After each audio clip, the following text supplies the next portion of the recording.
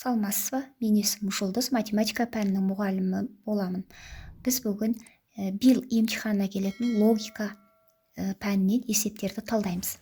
Қараңыздар, 65536, 256, 16 келесі санды тап дейді. Енді бұл жерде бір заңдылық тұр, иә? Қарасақ, мына жерде ең кіші санға қарайық. 16, 256. Қандай байланыс бар? Демек, 16-ның квадраты 256.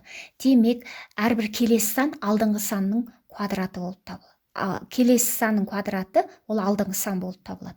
Сондықтан, мынаның квадраты болса, онда біз мына тұрған бірінші сан, мына 256-ның квадраты. Яғни 256-ның квадраты ол 65536-ға тең. Енді келеміз де мына тұрған санды табамыз. Демек, бұл санды біз x деп алатын болсақ, x-тің квадраты ол 16 болу керек. Онда біз теңдеуді шешеміз. Онда x тең болады 4. Бізге тек қана оң санда беріліп тұр. Теріс сан керек емес. Сондықтан жауабы 4 екен.